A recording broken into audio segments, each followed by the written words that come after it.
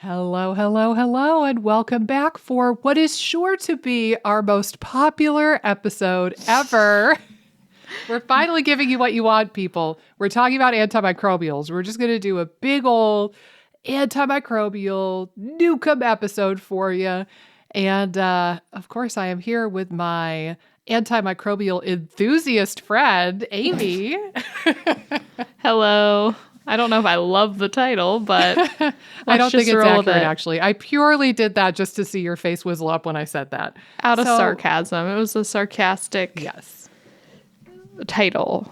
Yes. Amy, do you want to share with the audience why you visibly cringed when I gave you that title and why we are joking right now? We are going to get to the killing of the stuff soon, people, but just bear with us for this little PSA moment in the beginning of the episode. So how do you feel about antimicrobials, Amy? Tell us. Yeah, well, I think when people generally come to see us, they've bombed their gut into the oblivion most of the time. So typically people have overused and abused antimicrobials by the time they come and see us. So it's really not something I use very often at all anymore.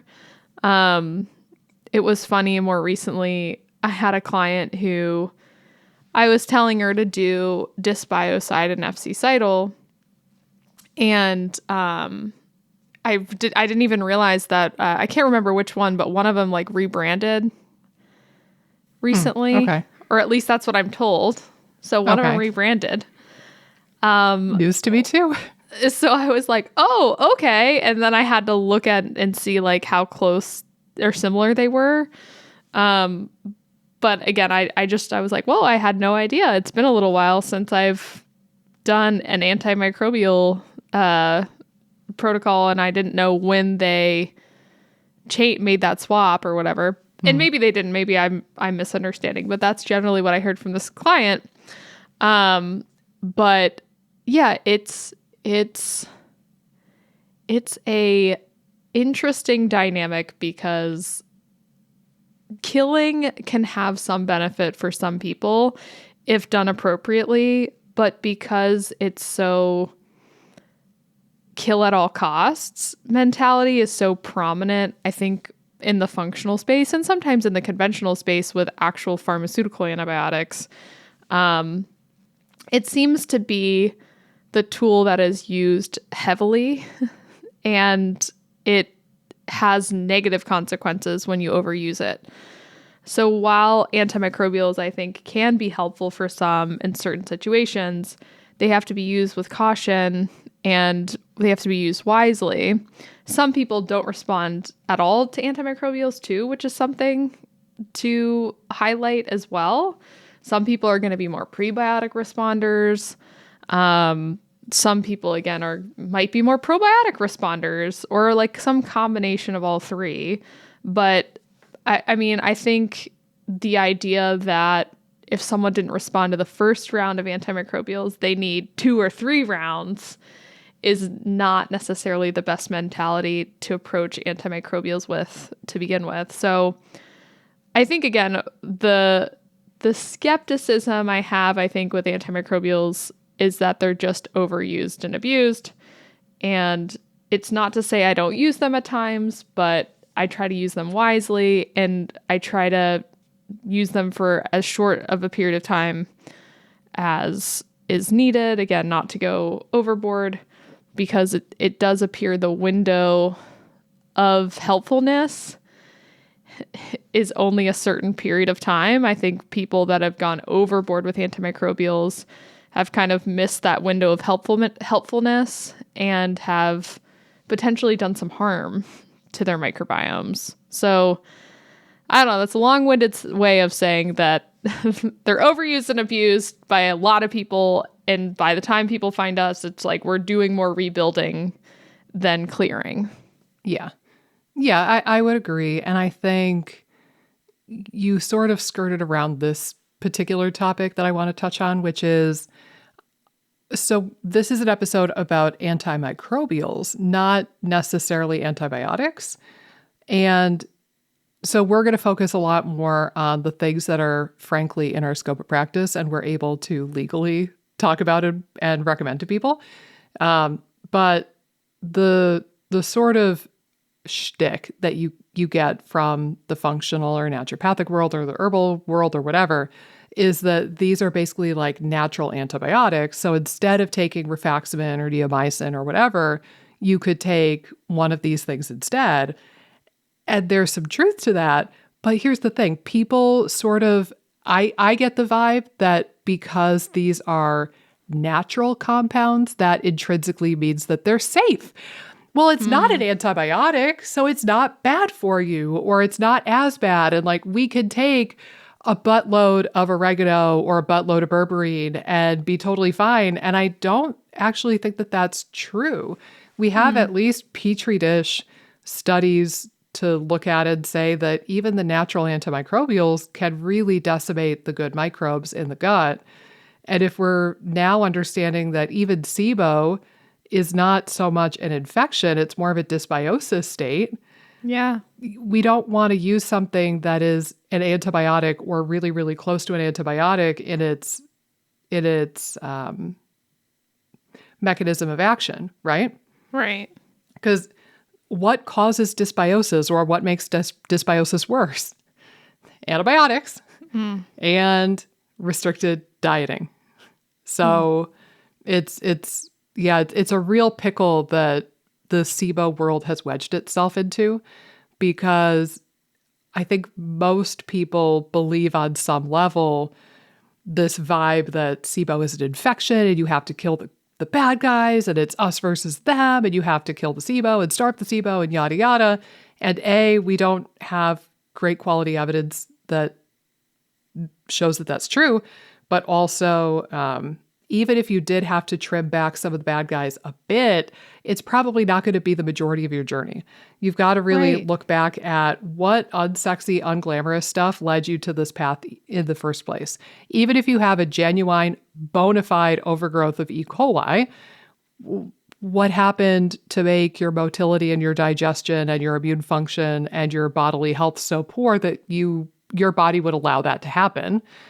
And if you don't address those root causes, you could get into this place that many people find themselves in, which is where they do the antimicrobial and they feel better. Hooray! And then they go off of the antimicrobial and all their symptoms come back, whether it's immediately or a few days later, a few weeks later, a few months later, whatever.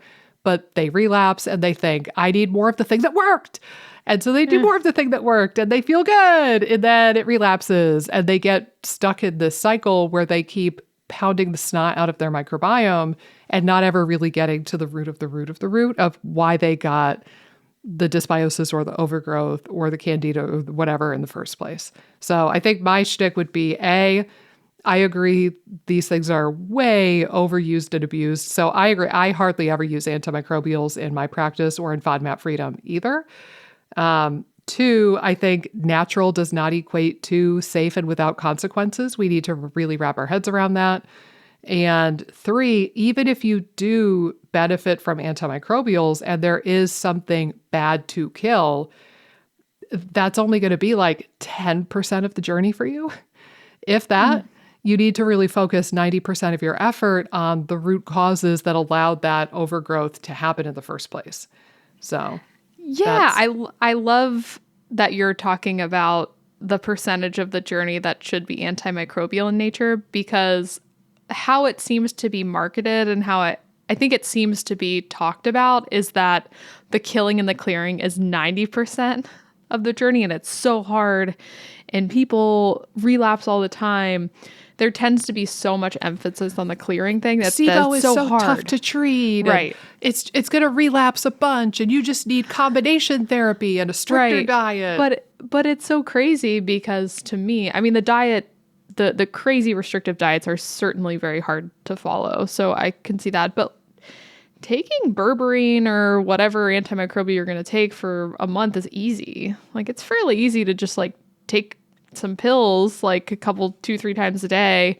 Like that's fairly easy. And again, like I think clearance, like trimming, is a fairly easy thing to do. The much harder things to do are the unsexy basics, trying to mitigate the defense mechanisms that you were mentioning that our body has to keep the microbes balanced and keep the gut functioning optimally. That's much harder and could have some, again, almost focusing on the rebuilding. There's like a clearance period that may be helpful for some, may not be helpful at all for others. But that, like you said, should be a really minimal part of the journey. The rebuilding and isolating the variables that you need to rebuild is the core of the journey. And it reminds me too of, I know you've heard this, and I can't remember if it's 4 R's or 5 R's. The like, remove. It's such like a linear thing, and it pretty much only focuses on the microbes too, and like nothing else. You know, it's like remove, repopulate, restore, reseed. Right. It's all these R's, and it seems like so linear, and it just isn't that way. I don't know. It's a protocol. That's the problem. Right. It's a protocol. Everybody, and this drives me bonkers about even the functional medicine community, is like, I'm in so many of the forums, and I'll tell you, those people go on, the practitioners go to those forums and they say, what's your best SIBO protocol? What's your best Candida protocol? What's your best leaky gut protocol? And they're all craving protocols. And luckily there's a handful of people, most of whom I know personally, who are in there with me saying, there's no such thing as a protocol.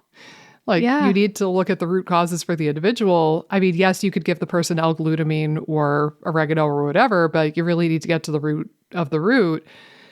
But I forget how I got on that tangent exactly. But yeah, you see these protocols all the time, and it's so cookie cutter, even in the functional medicine space, where they brag that we treat the individual, not the disease. Well, no, you kind of give everybody with leaky gut the same thing.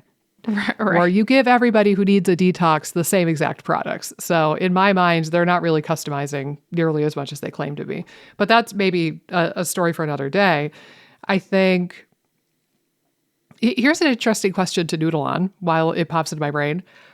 Do you think antimicrobials, if they are needed in the first place, do you think that they should be one of the first things you do, somewhere in the middle of a quote unquote protocol, or towards the back end of a protocol? Or does it completely vary from person to person? Yeah, this is so fascinating. I mean, I think that everyone thinks that they should be right out the gate. Like, you should just clear everything out. I think that they should be used after you've covered foundational pieces, after you've tried to cover the bases or any issues that might be driving digestive capacity issues or motility issues, supporting those key factors. Again, a lot of the defense mechanisms, like is there anything out of whack that's leading to dysbiosis? Trying to kind of get those things more squared away out the gate. And this would be, I think there is nuance here depending on the symptomology of the person and like what's going on and what they've tried. But this would be how I would approach probably 95% of clients, is work on diet, lifestyle factors, look at mechanisms that might be breaking down that we can support.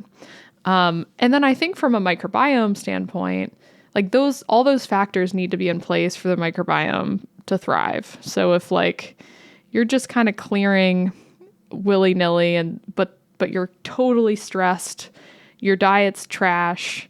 I don't want to say trash, that seems judgy, but your diet is like not great. And maybe again you're stuck on a restrictive diet or something. I'd much rather work on those elements of your case first, so that we can kind of build and strengthen those areas and just see if working on those help your symptoms. You might not need to do anything antimicrobial wise, but I also think like there are other microbiome supportive stuff I usually try first. So sometimes we'll try probiotics, like is that beneficial, or maybe prebiotics to try to help to shift the environment in the gut a little bit. So I usually try to proceed with something like that first, and then see if we actually even need antimicrobials, which a lot of times we don't.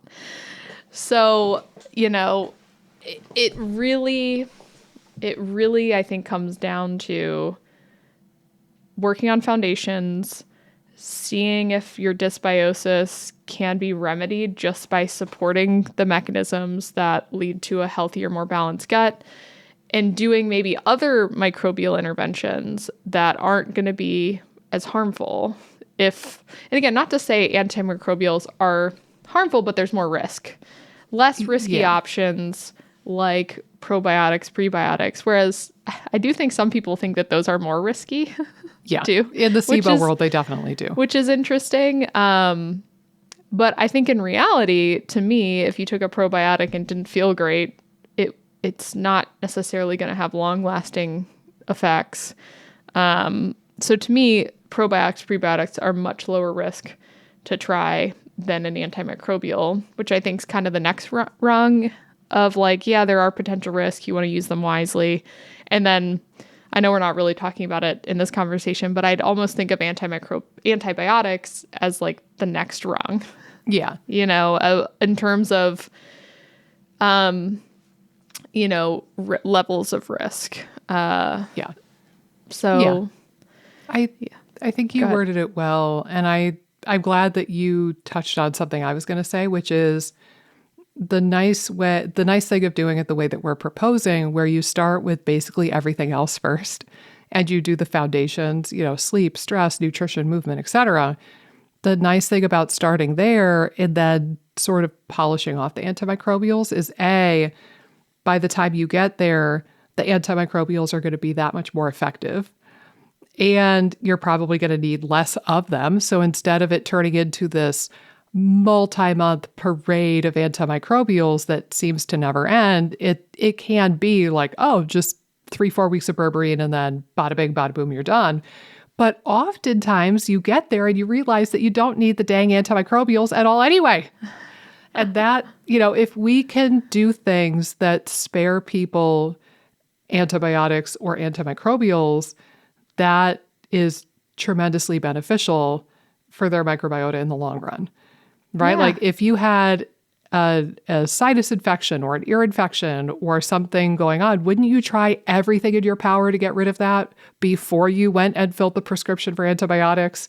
I feel like a lot of us will do that, for other infections if we're a little bit more naturally or crunchily inclined. But then for some reason, just going out and getting a whole bucket load of berberine and oregano oil is like no big deal in the SIBO world. Yeah. And it is fascinating too, when you work on the other things, how much certain things might be the primary driver of symptoms. And the bacterial stuff is just, again, like a symptom of that, It's a way downstream consequence of the other stuff. Like even supporting digestive capacity, someone, again, could take HCl or enzymes and be like, whoa, my bloat's completely gone. But they thought that bacteria were the primary drivers of the bloat. Yeah. And maybe, again, the digestive support is totally changing the bacteria, but I would kind of argue the digestive capacity boost is what's lowering the bloating, and that could be changing some microbes too along the way for sure. Yeah. But the primary issue might have been digestive capacity stuff and not these like horrible microbes that are residing in your gut. Yeah, the boogeymen. Yeah. So well, go ahead. Sorry to cut you off. I was just going to say, I think also, when we look at something like stomach acid or bile, we know that those modify the microbial environment. They modify the pH. Right. Bile itself has some antimicrobial properties to it. So, yeah, I think that probably digestive aid supplements are working on a microbial level. They're also stimulating or regulating motility, which is a big cause of bloat in particular. Right. That's why I love prokinetics so much. And I have all my students in FODMAP Freedom do the prokinetic speed dating. It's because they work. Regulating your motility and stimulating good motility clears away gas and bloat and indigestion symptoms. I mean, 90+% of the time in my experience, once you find the right one. So I think that's another factor. But yeah, we live in an era right now where everybody in this kind of sphere that we work in thinks that they have a bad boogeyman and they think they need to kill the bad boogeyman.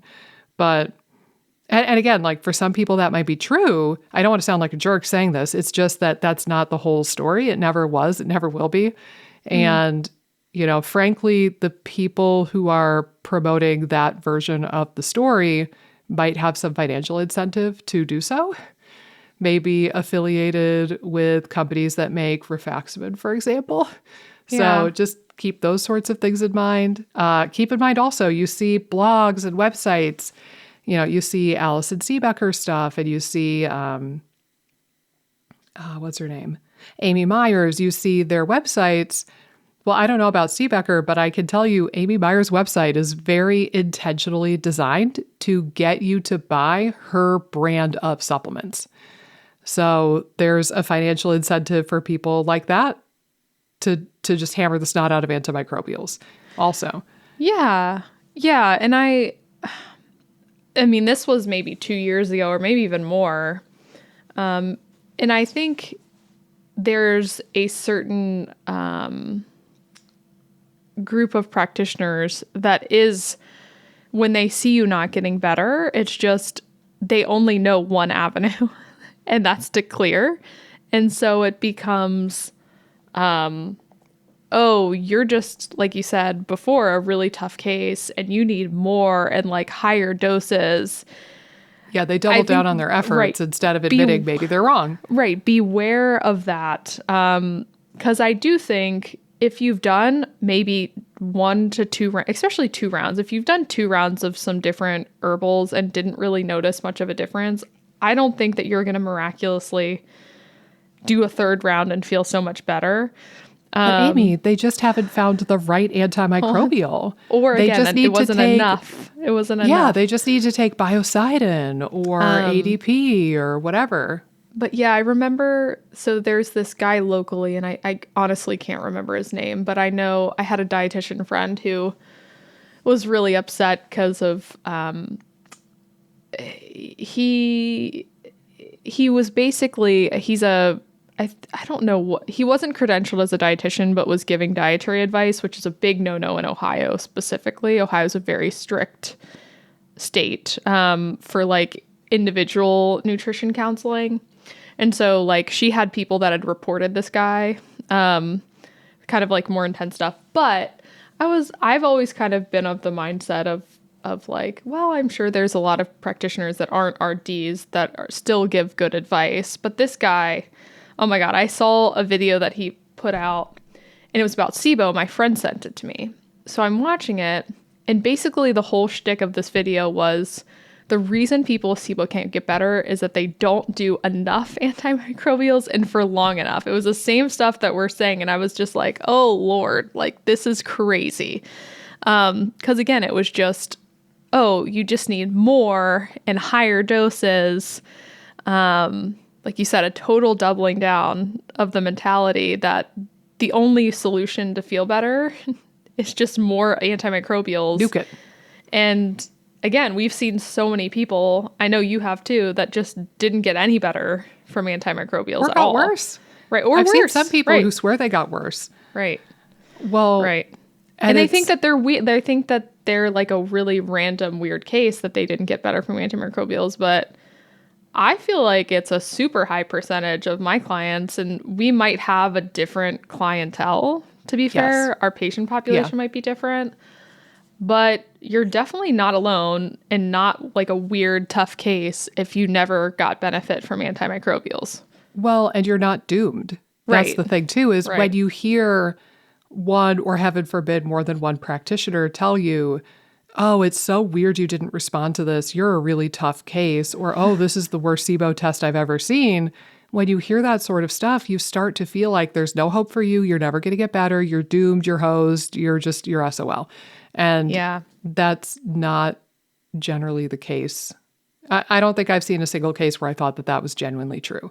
But I've seen many cases where people came to me from other practitioners and they were told exactly that. And they came in thinking that they were hopeless. And it drives me nuts a little bit too, because some of those providers I know have probably only seen like 4 cases of SIBO or something, 5 cases. Yeah. You know what I mean? Like some of these providers aren't necessarily specializing in gut stuff. And they're like, you're the worst case I've ever seen. Well, what's like their Out of 3. right, out of 3 or out of 4. Yeah. They don't necessarily have a high frequency of seeing SIBO like us, like we do. Too. Yeah. So even them saying this is the worst I've ever seen, well, like out of what? Yeah. out of 5, out of 6, Yeah, I think that's valid. Well, and I also wonder sometimes how many people kind of track their data. And I will say I'm not perfect at this either. I have people sometimes who will ask like, what is your success percentage? Or, how many people have you successfully helped? And I'm like, oh, I don't know, man. Yeah, I don't know that either. There's so many logistical kind of questions with that. It's like, should I follow up with people at the 1-year mark? If I try to reach out, would they even answer my phone call or my email? So it's not to say that every clinician has to like religiously keep up with every single patient they've ever seen and check on them. But I do wonder sometimes if practitioners just don't have good awareness of this. And again, like, are they telling like 20 different patients a year that they're weird, outrageous cases and they're just not seeing the pattern of like, oh, I actually fail on a lot of my cases. Maybe it's not them. Maybe it's me.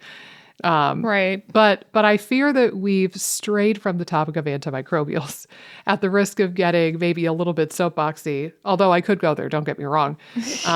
I want to lead us into the actual antimicrobial conversation with a brief conversation on dosing. And again, you touched on this with his message of, oh, you just need to hammer the snot out of it more and with higher doses. Oh my gosh. Some of the doses I've seen are genuinely terrifying. And most of them are coming from Alison Seebecker, honestly. Yeah. Like, so for example, we'll roll in with the first antimicrobial that we can talk about, and that's oregano oil. It kills just about everything. That's why we use it for everything. Hippy-dippy moms will bust out the oregano oil when their kid has a first sign of strep throat, ear infection, a booger, you name it. I don't reach for oregano oil that quickly because it is very powerful. I kind of reserve that for like the top shelf, so to speak, when I really, really, really need it. So the fact that I'm mentioning this first does not mean that it's my favorite or I think that everybody should take it. Just keep that in mind. I actually use oregano very infrequently. But as a good example on the dosing comment, if I use oregano, being in the US where I can get ADP, the tablets, I do like those tablets. I think they work well. They're pretty easy to take. And I would say a kind of a typical dose for ADP in my mind is like 1 tablet 3 times a day. Maybe every now and then I will go as high as 2 tablets 3 times a day for like a week or 2 and then bump them down. But that's pretty aggressive in my mind. Right. Dr. Seebecker, I shit you not. I've seen some of her protocols. Do you know how high she goes on ADP? I don't know if I've heard ADP, but I think, doesn't she do like 600 milligrams or something? I don't know, but she does 5 tablets 3 times a day of ADP. And she'll do that high dose for like, I forget, I think 2 weeks, maybe 3. And then she'll drop down to 3 tablets 3 times a day for another week or 2. And then I forget if she tapers off one more time. 5 tablets 3 times a day, Amy. 15 tablets of ADP. It's probably in combination with something else too, right? Yes, that's the thing. And she's one of the people who recommends that you need to do 2 antimicrobials at a time. So she's probably doing that with a whole buttload of berberine at the same time. Right. And I know her like Allison dosage is like crazy high too. It's all of it. Right. Yeah, every dose of everything I have ever seen from Dr. Seebecker is astronomically, insanely high. And I don't for the life of me understand. Now, well, and I was just going to add one other quick thing about that too. I've seen a few cases of people that have taken oregano oil, especially at high doses, where it really affected their stomach. If they had gastritis. I've seen that with berberine too. Yeah, with berberine as well, but definitely with oregano oil, I've seen that too. Just something to be aware of if you have more of a gastritis presentation, you might want to be careful with some of these herbs, or work on the gastritis first before you consider taking any herbs. Yeah. But yeah, I just wanted to throw that out there because I had one person in particular that was taking really crazy high doses. I think it might have been from Seebecker, it might have been from some practitioner, but crazy high doses irritated their stomach. They tried to push through and it just ended up harming them more than helping them. But yeah, it can get a little crazy. It's like the Wild West out there sometimes with some of these dosing. It is. Well, I have so much I could say. I think that we're getting into heroics sort of stuff. Like I don't know what kind of hero she, wants to be or needs to be to these people. It seems really grand and heroic and like, wow.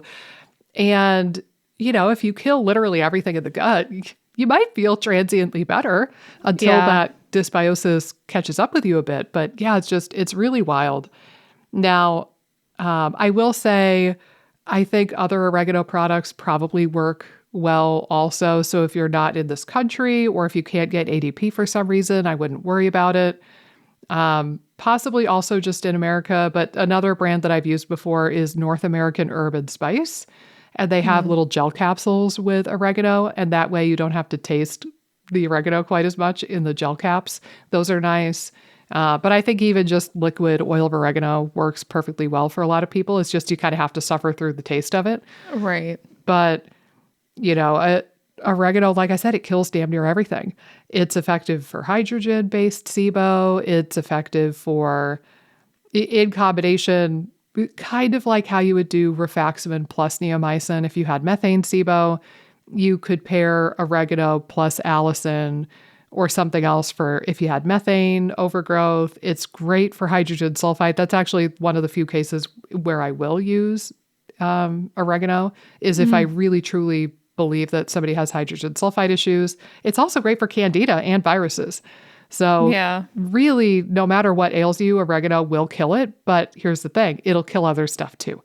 So that's why you really have to use it with caution. And I use it very sparingly. Right.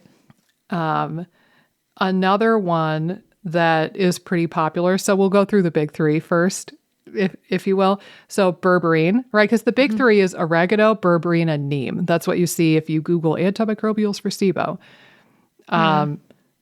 I almost always use berberine more for its blood sugar modulating and anti-diabetic effect. Yeah. So it certainly has antimicrobial benefit to it, but I would choose it more based on the human being rather than the microbe. I think that it would probably be effective, especially for hydrogen SIBO. It's also, berberine does work on candida as well. But if I see somebody who's like insulin resistant or diabetic or overweight or has any hint of metabolic syndrome, NAFLD, that sort of stuff, I'm going to lean a little bit more towards berberine just because you end up getting that twofer, which is really, really nice. Yeah. Yeah, no, I agree. I like berberine for, things like PCOS or like insulin resistance, that kind of stuff. Yeah, I agree. Matching it to the person would be more beneficial in a situation like that. Like what other things are potentially going on that could benefit from the antimicrobial. Nikki is raising her desk. She's raising the roof of her desk. Up, up, up. There. Yes, and I had to adjust the microphone minorly. Yes. Well, I wouldn't say I was raising the roof. Initially, I was just raising the desk, and then raising the roof is this. Well, yeah, I don't know what I'm saying, Nikki. That's all right. You're delirious.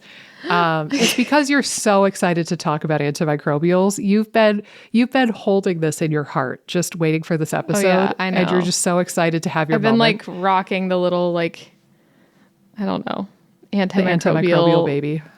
idea baby in my That's right. in my little in your soul. Yeah, in my soul. Yes. But to go back to berberine briefly, I think I don't know the Alison Seebecker dose on this one. I shudder to think of what it could be. I will say I usually am doing like 500 milligrams, which almost always is one capsule, 2 or 3 times a day for berberine.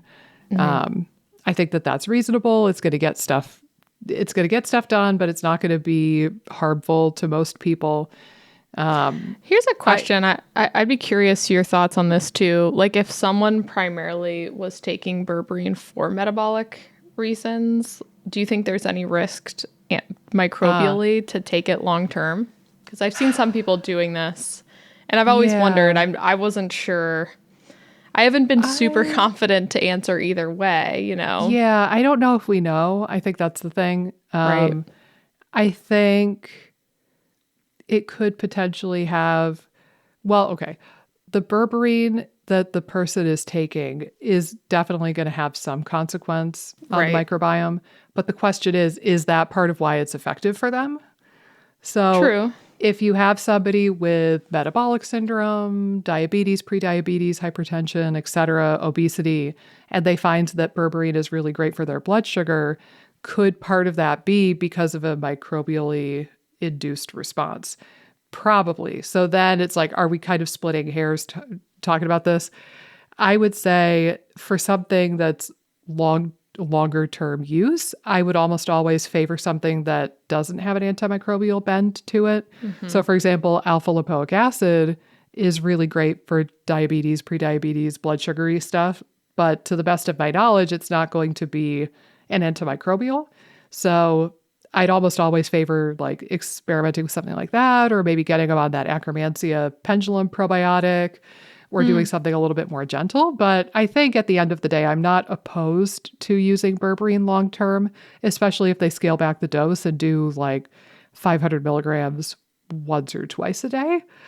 I certainly wouldn't recommend whatever else that Seebecker uses for a long-term dosing. That's for sure. Right.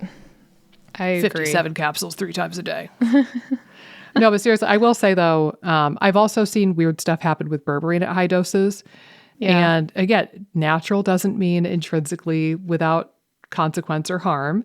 I don't remember his full story, but I remember working with a guy and he thought he needed an antimicrobial. So he took a bunch of berberine and he ended up taking, I think he was taking like 5 capsules 3 times a day or something really high. And then he reacted horribly to it. It might have been gastritis type stuff, if I remember correctly. He reacted horribly to it. And then in his intake paperwork, he told me that he doesn't tolerate berberine. And he just he thought he didn't tolerate that antimicrobial. But then when I talked to him about it verbally, and I asked, oh, what was your experience like with berberine? And he told me the symptoms and what happened. And I was like, oh, okay, like that is kind of crazy. What dose were you at? And he told me the dose. And I was like, damn. That's why. Did you actually say damn? Or probably, yes. Okay. But knowing me, I probably said damn. But, it's like, it's not the berberine's fault, dude. You just way overdosed on the stuff. Right. That's all. And I remember, too, he was so gung-ho about it that he bought like 3 or 4 bottles right out the gate, which again, like maybe a little trigger happy with the killing of stuff, right? As some of us get. But then he had like 3 3¾ unused bottles of berberine and he didn't know what to do with it. Right. It's like, all right, well, keep it in your cupboard. I don't know. He ended up having some sort of topical application that we ended up using it for, and it worked really well for that. So it didn't go totally to waste. But anyway, yeah. So berberine, again, I would favor it more for its metabolic kind of angle and favor it for people who have that sort of issue rather than targeting the microbes. But Lord knows it does kill stuff too. So yeah, for sure. Do you want to? I feel like I've taken up all the oxygen recently. Yeah, neem, honestly, I don't use neem very often. Do you use neem? Okay. Not a ton. The one thing I will say about neem is that it seems like it's particularly specifically great for skin. Oh, cool. And I don't know if I've wrapped my head around all of the reasons why, but if somebody is looking for an antimicrobial, like topically on the skin, or like no, like when you take orally, it orally, and then it helps the skin. Yeah, taking it in capsules orally seems to be really helpful for the skin. And again, is it targeting a specific microbe that's associated with acne or something? I don't know. But yeah, for acne type stuff and skin weirdness. It seems like neem is really beneficial there.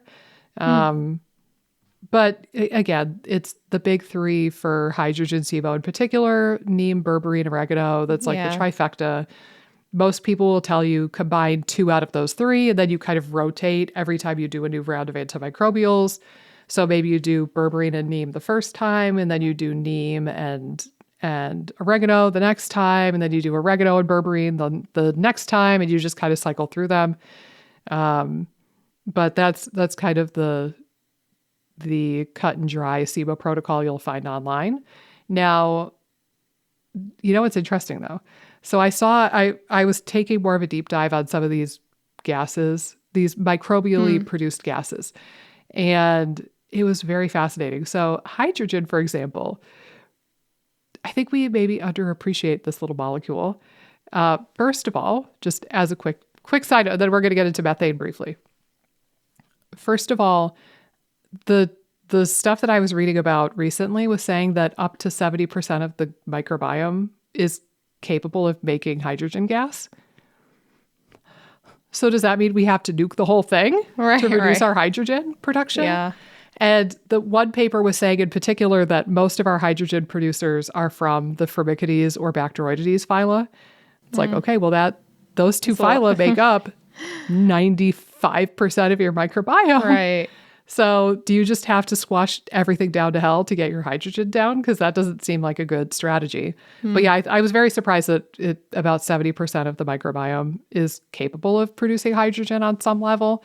And then that hydrogen is gobbled up by other organisms. So the hydrogen can be gobbled up by methanogens and turned into methane.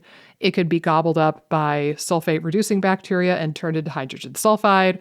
Or the third other predominant pathway is that it can be gobbled up by acetogens and turned into acetate, which is a short-chain fatty acid, which is really, really good for you. Right. So I almost wonder too, is it really that we have an overproduction of hydrogen, or do you have a deficiency in your acetogen pool and your ability to make acetates, like bifidobacteria, for example, which we know are low in people with IBS? Like, it all kind of makes sense. So I honestly, I'm kind of at a point where I don't know if we ever need to reduce hydrogen specifically. Like, I don't really target hydrogen because I think it's more of a dysbiosis sort of thing. Right. But theoretically, just have at it, because almost anything would kill bacteria and lower it theoretically if 70% of the microbiome is capable of producing the damn stuff. But then getting into methane, again, with the antibiotics, you do not just rifaximin, you add the metronidazole or the neomycin or whatever. Similarly, people will say in the hippy-dippy world that you could do one of the antimicrobials we just said with the addition of allicin. And, I think that allicin is fine in more moderate doses. Again, I wouldn't do the Seebecker doses, but if you took like a capsule 2 or 3 times a day of Alamed or something comparable, I think that would be fine. Right. But we've talked about this on some methane episodes before. PHGG and BioGaia Gastris work so well to reduce methane that I almost never feel the need to do allicin anymore. I don't know if you have had the same experience with those 2 products. Yeah, no, I think when we were talking about it originally, I was like, oh, that's super interesting. Because again, I was using PHGG, but I don't know if I was really monitoring the decrease in methane from PHGG. But no, that's wild. And I think I've seen that since we were talking about that. Since we've talked about that in the past, I've definitely seen that trend where it's super great for lowering methane producers. I just had not really taken note of that ever. So yeah, that's wild. It works, honestly. Like, I don't feel the need to try to chase after methane producers necessarily. Yeah. Because again, it works so well. I forget what the numbers are, but I think both of those things have been shown to reduce methane by like 20 points each. And then if you combine them together, I mean, that would treat most of the methane issues that people have. there's also, so similarly, because I've been on this recent deep dive, methane is interesting because I saw this potential for sort of a vicious cycle and this potential for a root causal sort of situation. So listen to this. So on the one hand, I found some really interesting research that suggested that reduced fiber intake and increased intestinal pH, because if you don't eat enough fiber, you wouldn't produce enough lactic acid and short chain fatty acids, so the pH of your gut goes way up. High pH or non-acidic pH, like closer to neutral. It's kind of confusing. It is. I hate talking about pH because it's so confusing for normal people to listen to. Right. So normally the intestines are more acidic because you have lactic acid and short chain fatty acids that are produced. So the pH of the intestines is usually more in like the 5 to 6 kind of range. I think like 5.5 to maybe 6.5 is pretty typical. And at low pH, acidic pH, where you have enough fiber intake and enough probiotic and short chain fatty acid, low pH inhibits methane production. Yeah. High pH, from a loss of dietary fiber predominantly, turns on methane production machinery. But then here's the weird thing. Then once you start generating a whole bunch of methane, your ability to reacidify the intestines with things like resistant starch and lactulose seems to be really compromised. So that's the funky thing. So like, okay, you don't eat enough fiber, high likelihood that happens, right? Because only 5% of the American public get enough dietary fiber. So, all right, the root of the root, you have a low fiber diet, and then that eventually allows methane production to be turned on. Well, then the increase in methane kind of blunts your ability to make short chain fatty acids. And then that ensures that methane production is turned on still. And then you get caught in this potential loop. So I do think that trying to target methane specifically can be useful from time to time. Again, if you could do it with BioGaia Gastrus and PHGG, phenomenal. But if you needed a bit of allicin or a bit of like a Trontil, for example, I think that that's reasonable just to get you back in a position where you could start eating carbs and fiber and prebiotics, and you could reacidify the terrain, and then you could start taking the brakes off with the antimicrobial thing. So that's just food for thought. But I thought that was interesting that it seems to go both ways. And I could see that leading people down a path and then getting them stuck in the methane world. Yeah, that's really interesting. It almost reminds me of H. pylori, how H. pylori is able to colonize a stomach environment that has low acid. So again, like H. pylori is going to colonize a stomach that's more basic. I guess it might not necessarily be basic, but it's going to be a higher pH, more neutral pH. But then once it establishes itself, it has enzymes that prevent acidity. Yeah. So you get caught in this state of kind of a low acid state, and that helps the H. pylori to flourish and maintain their colonization of the stomach, but it also keeps you stuck in a low stomach or a low stomach acid environment in the stomach. So it's similarly, I feel like, with what you were describing with the methane, like once it's established, the methane producers are kind of keeping the pH higher. Yeah. And that's preventing the gut from really functioning optimally. Yeah. So yeah, that's super interesting. Yeah, I'd never heard that before. Yeah, that was relatively new for me too, but it made sense because a lot of people, I think, have the experience of feeling stuck and like they've tried all the right things. And I could see some mechanisms in place why somebody would get stuck in the methane rut in particular. So yeah, those are kind of my tricks up my sleeve for methane specifically. I think I'm at a point where I think methane is a pretty simple beast to tackle. Rolling into hydrogen sulfide tactics a bit. I feel like this is the new kid on the block. Like everybody and their brother thinks that they have hydrogen sulfide SIBO. Would you agree with that in the last handful of years? Oh, for sure. Well, and I think it was especially weird when we didn't have the Trio Smart, because it's like, well, I have bloating or whatever, and like my methane and hydrogen are better on the stool test or on the breath test. I think I just have hydrogen sulfide now. It became the scapegoat that no one really knew how to test. And honestly, though, it's not any better now, though. Because true, now, very true, very true. Because now we have people getting IBS, or I'm sorry, Trio Smart, and the people or the practitioners are misusing or misinterpreting the test. And I can't tell you how many negative Trio Smart tests I've seen where the practitioner told the person that they had hydrogen sulfide SIBO. Yeah. And it's like, no, this is a elevated baseline that remains elevated. Right. Or, oh, this is, it peaks when you get into the colon probably. Or, oh, you have an invalid sample with a value of 0 because it's an invalid sample, and then it appears to shoot up because it's just going back up. It's going from 0 to whatever the number was. So I think that, in my opinion, hydrogen sulfide SIBO is not nearly as common as people think it is. Yeah. But that being said, it is out there. I think oregano is probably my favorite thing to target this specifically.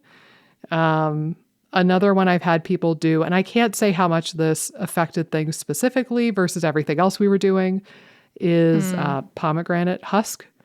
Right.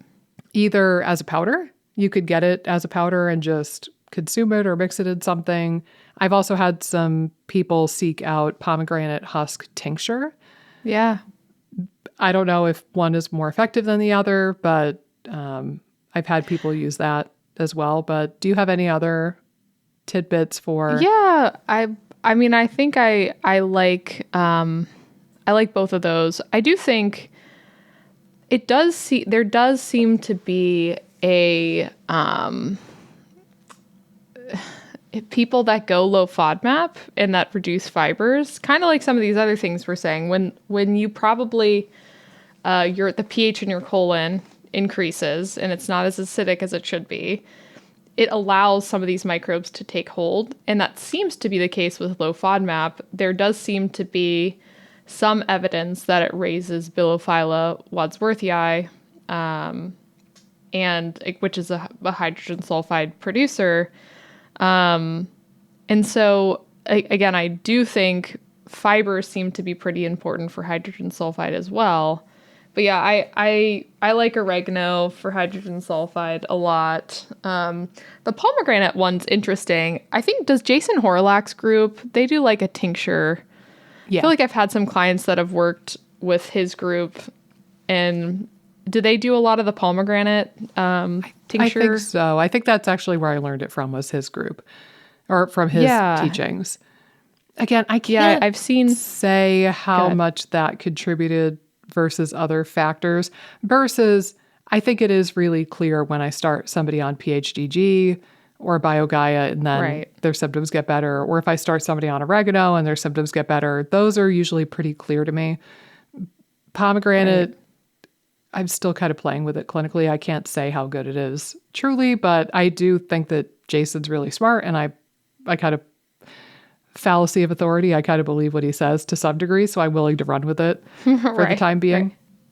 Well, and I wonder too, just it being so high in polyphenols as well, if it's just beneficial for the microbiome as a whole, which could then in turn be helping a hydrogen sulfide or just the microbiome in general, even if it isn't hydrogen sulfide. Yeah. Yeah, it's possible. There is also a potential, so like the polyphenols in pomegranate could theoretically be feeding Akkermansia, and then Akkermansia modulating or controlling the mucus layer. So our mucus layer is a source of sulfur for sulfate reducing bacteria. And the thing about the fiber that you mentioned, which is definitely true, is that if you're not eating enough carbs and fiber, the microbiome is going to be starved, and they are smart enough to seek food from other sources, and the other source ends up being your mucus layer. So Right. in a situation of dietary fiber deficiency, the microbes start breaking down the mucus layer more. And that's one source of sulfate for these sulfate-reducing bacteria. That's a pretty well-known thing. Now, I think from a nutritional standpoint, and I'll share, I found a really good recent article on this topic. So and I can send you the PDF if you want. I had to hunt down the PDF, but it's called Impact of Diet on Hydrogen Sulfide Production, Implications for Gut Health. So that struck my fancy. Yeah. And they said, recent studies support a positive relationship between dietary protein intake and hydrogen sulfide production. However, protein rarely exists in isolation in the diet, and dietary fiber intake could reduce hydrogen sulfide production in humans and animals, even with 30% of calories derived from protein. And they go on to say these findings suggest that increased fiber intake may reduce hydrogen sulfide production, irrespective of protein intake, enabling the ability to meet the metabolic demands of the host while supporting gut health. How cool is that? Yeah. It's crazy. Right? Like you don't have to go vegan and cut out every scrap of animal protein from your diet. You don't have to do a low protein fruitarian diet. You don't have to do anything extreme. Keep eating a moderate amount of protein, but for God's sakes, get your fiber. Right. Kind of what Right. it boiled down to. Yeah. No, I think it's so key. I mean, for probably all these issues. Yes. I think for all of these issues, getting enough fiber and just getting adequate nutrition is key. But And like you've mentioned to me, there are studies saying that people think they're getting enough fiber. I think especially I've Yes. seen it a lot in my clients where they'll say, oh, I'm good. Like I'm eating plants and stuff. But then we look at their fiber and they're like eating 15 grams or something. And they might need closer to 25 or 30 grams. So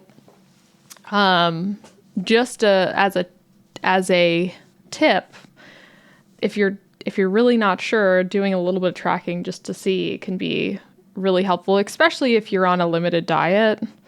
You can get your fiber up if you're eating low FODMAP for a period of time. Like even if you're going on a restrictive diet, still try to get that fiber in because it's super important. Yeah, it's definitely harder. But yeah, it's so key. Yeah. Yeah. I think the numbers from the study that I've mentioned before, it's that 5% of the American public gets enough fiber, but 67% of the American public believes they are getting enough dietary fiber. Right. Which means 62% of you are delusional. Right. You're lying to yourselves. Like, I know I'm in the 5% because I've done enough chronometer tracking over the years. I could confidently tell you, OMG, for sure, I get enough fiber. But I'm perpetually surprised how many people come and pay me the big bucks to work with them on gut stuff and they're not getting enough fiber. Right. And and it's not even always the story of I don't tolerate fiber. I want more, but I can't do it. It's like they just don't know. And I'm like, Yeah. chronometer's free. And I so for my book, I'm looking at some of those numbers. And again, in some of the papers where they're describing why there's that gap, basically they say that people just aren't educated as to what the good sources of fiber are. Yeah. And I hypothesize too, I mean, in the food industry, you have all these packages that are like good source of protein, and there's like 5 grams of protein in it. And it's like, I wouldn't necessarily say 5 grams in like a 200 calorie bar is necessarily like a robust amount of protein. You know what I mean? Well, and I think, isn't the idea with labeling like that, isn't the idea that if you ate only that item for the day, would you get enough protein? Right? So like if it's a 200 calorie bar and you got all of your calorie need from the day from only that. So if you ate 10 of them, you would get 50 grams of protein. And that's how they base that claim, I think. That'd still be low, in my opinion. Low but adequate in Like that? No, I think that would, I don't know, maybe I still think that would even be low in conventional protein. But again, like, I don't know. To me, that's wild. I think, again, you have to be careful of food labeling to begin with. But it's same thing, like something will have a good source of fiber on it. And I don't know, is it like an amazing, like to me, if someone's going to say like a good source of fiber or something, I'd think it'd be like 4 or 5 grams per that 200 calories. Yeah. But I think like the food labeling world makes things really confusing because they're going to take like one aspect of that and blow it up and highlight it, even if it's not necessarily that great. Well, they're trying to sell it. That's the thing. Right. Whatever it takes to sell you the damn thing. And they've clearly done a good job because I think there's a bunch of people that think they're getting a ton of fiber. Yes. When they're probably not. I think also another factor is I think that people... okay. Erase all of your dietetic schooling from your brain. If you, especially back in the day, like 10 or 20 years ago, if you wanted to have a really healthy, like clean girl lunch, what would you eat when you go out to Cheesecake Factory? You get a big old salad. Yeah, you get a bucket of leaves. And that's like, oh, I'm being so good today. And oh, this is so healthy for me. I'm eating a salad. Do you realize how little fiber is in frickin' salad, people? Unless you're eating a bucket of actual kale. I've got news for you. The romaine and the iceberg barely has any fiber in it. And that haunts me on a daily basis because we do like having a bit of salad with dinner most nights. And we'll have like some romaine and some tomatoes chopped up and maybe cucumbers or carrots. And when I'm logging that into Chronometer, I'm always laughing at how little fiber I'm getting, like how many fiber points I'm getting for that stupid salad that we're eating. And we're going to do it anyway because it's good for us in other ways and it's tasty. We jazz it up nice. It's like a ritual. But yeah, I'm just like, oh man, people think, I probably got enough fiber because I got a salad today, but they don't realize that their salad is not actually that impressive. Yeah, I 100% agree. I think, again, some of the people that I work with that are like more so, I mean, they're slightly lower carb, but maybe they're lower carb and eating a bunch of vegetables. And they're like, I'm getting so much fiber, but it's similar to like what you're saying salad wise.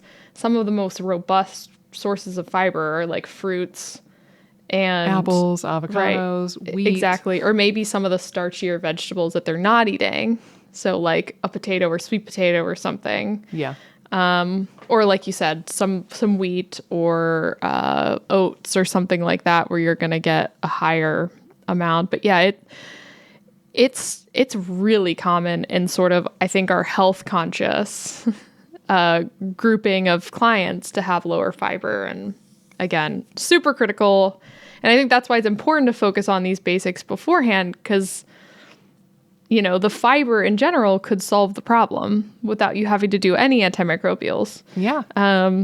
Now, like you said, like once you get to that point, if you're still struggling a little bit, it might make sense to do a little bit of something else. But doing it for like a period with an endpoint and like check-ins and not just like, we're going to do 6 months of antimicrobials is so key. Well, and you touched on this earlier, and I want to reiterate it as we're kind of winding down here, which is, if you've tried multiple rounds of antimicrobials and it hasn't done much of anything for you, to me, that builds the case that antimicrobials are not the answer for you. Right. And, you know, kind of the way I see it is if we do 1 round of antimicrobials and get no benefit from it, I go, If we do a 2nd round and there's still no benefit, I'm going, Right. And I'm talking to the person at that point saying, hey man, I don't think killing shit is really the answer here. Why don't we think about other stuff too? Certainly, if you've already done like 3 rounds, oh my God, we know the answer here. Stop doing the same thing and expecting a different result. And I remember actually, I had this patient that I worked with who now in retrospect, now that I know enough to say this, one of the most severe overt cases of health OCD that I've seen. But at the time I didn't know that. I just thought, oh, she is really anxious. Right. And that it's anxiety. But I remember she was just so frantic and scrambly and desperate, and she just wanted to feel better ASAP. So I kind of humored her, and we started her on some antimicrobials, and it did nothing. And so she's like panic texting me in the portal, like, I don't feel any better. And oh my God, what do? I just need some relief. And so at our next appointment, we talked about it. And I was like, yeah, it's curious that this combo didn't work for you, because I think I did FC-Cidal and dysbiocide. Right. And that combo genuinely does work for a lot of people. Right. So I was like, that's kind of interesting. We could try another round, but just I kind of planted that seed of like, this might not be the answer for you. But then she kind of changed her story, and she was like, I think that they are doing something. And I'm like, okay. Right. And then we did the next round, and there was basically no change. And at that point, I'm telling her, like, yeah, I really don't think this is the answer for you. The killing of the stuff is not working for you. And again, she changed her tune, and she's like, no, I think they're really doing. I think it was this way, and she got all like panicky because she was so latched onto the idea of, I just need to kill the SIBO, and then I'm going to instantaneously feel better, and it's going to be like this magical moment in my life, that she wasn't willing to let that go, despite evidence and experience telling her, yeah, this is not for you. So yeah, I think, if you try one round of an antimicrobial and it doesn't work, be curious, but go ahead and try a second round. If you try a second antimicrobial and it does nothing, I'm really starting to think antimicrobials are not for you.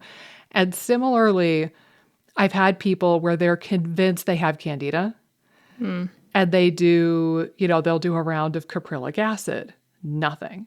Then they'll do a round of undesolinic acid, SF722, nothing. A round of I don't even know, whatever else they do a bunch of different candida strategies, and they don't feel better. And I feel like I'm over here waving at them like, hey, maybe you don't have candida. Right. Just an idea. But again, people get so latched on to the diagnosis or the idea of the boogeyman that they can kill, that sometimes they're just not willing to hear that news. So yeah.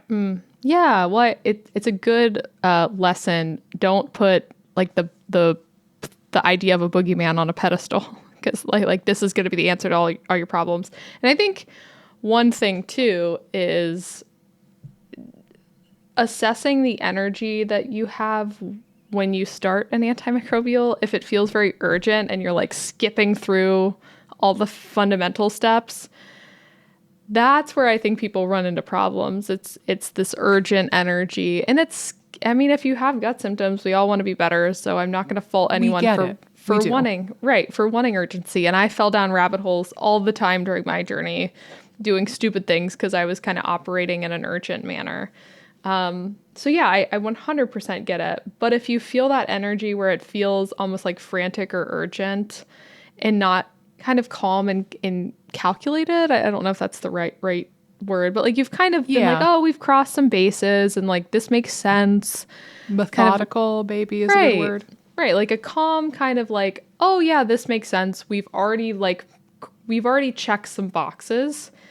And it makes sense to do this right now. And that's usually the conversation that I'll have with some of my clients. The client that I just recently put on the dysbiocide and like FC-Cidal or whatever the new combination is that company has, that combination, the conversation was like, she has done all the stuff to kind of help with motility and help with digestion, and she's seen some benefit, but there's still kind of some symptoms. And she has some other aspects of her case, like from an anatomical standpoint, that, could be at play. So there's just different factors for her, but she crossed off different bases, and she felt pretty good when she did antibiotics before. So like rifaximin, she did one round of rifaximin, like maybe a couple years ago, and felt really good after that.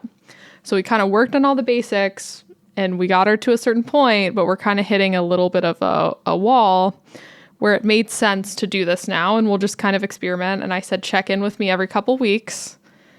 And again, by the 4-week point, we'll kind of decide what to do.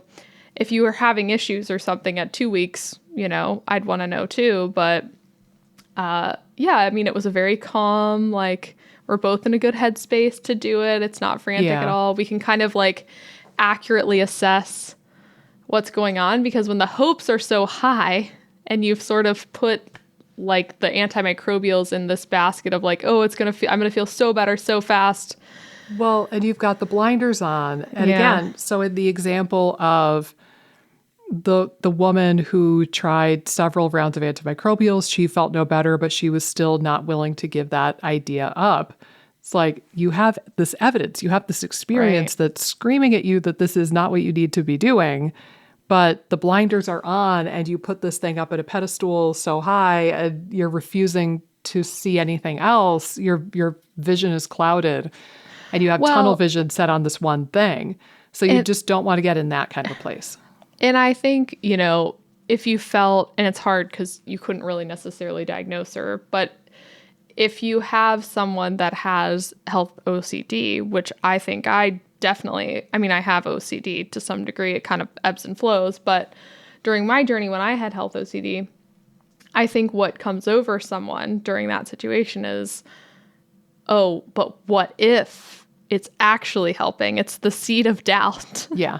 That kind of comes into play, and that's scary and like, you know, can be really challenging to deal with, especially if you're not super aware of like OCD and like how it might come over you. And how it manifests itself. Yeah, because I think, again, like for me, I always thought I just kind of leaned more anxious. And I think anxiety and OCD tie together in so many different ways. But now that I sort of have a good understanding of it, it's very easy for me to be like, whoa, this is very OCD right now. Like, I need to kind of acknowledge that and sort of just move on. But yeah, it's a skill to work on, and it's super challenging at times. Sometimes I'm not super good at managing those types of what if scenarios, but other times I'm better. It's just kind of a practice over time. But yeah, that's what kind of came to mind when you were talking. It's the what if that pulls you in. I think also there's this idea of what if the next antimicrobial is it? That's true. Right. That's 100% what if true. I just haven't tried the right one yet? And if I try this new blend that I found on a Facebook ad, what if this is the one that you know, is it? It's you're never going to try all the products in the world, and there's always that possibility that there's like one holy grail out there that you just haven't tried yet. Yeah, it's like, what if I never get better until I try this Atrantil or whatever it is? Exactly. I just haven't found the right product yet. Right. So yeah, I think that I want to close this out with this because I know you have an appointment coming up. So we've got to wrap up here, but I will close this with this. Personally, in my group coaching program, I put antimicrobials at the dead end of the course. I force my students to go through all the other shit first in modules 0 through 11. And then week 12, module 12 is where I say, okay, fine. If you really think you need to kill stuff, here you go. And I give them a bit of a different framework of how to look at that and how to treat that. Now, what I tell my students all throughout FODMAP Freedom is the goal of the first 11 modules is to build you a SIBO-proof body. Right. Then by the time we get to the antimicrobial kind of stuff, like I said, you either will find that you don't need to do antimicrobials for very long. You don't need a very high dose of the stuff. It is that much more effective, and you'll feel that much better when you do shave off the little bit of bad stuff. Or you get there and you realize you actually don't need that content after all. So I hope that you guys have a similar experience with this episode. Hopefully we've opened some eyes and opened some hearts to this. Maybe you don't need the antimicrobials we talked about here today. If you do, hopefully we gave you the tools to figure that out and use these things because they can be helpful. But remember, go ahead and look at those unsexy basics and, just build yourself a healthy SIBO-proof, dysbiosis-proof body. Let the rest of it fall into place and maybe shave off the bad guys a little bit at the tail end of your journey. But as always, we will see you right here in the next episode of the IBS Freedom Podcast. Toodaloo.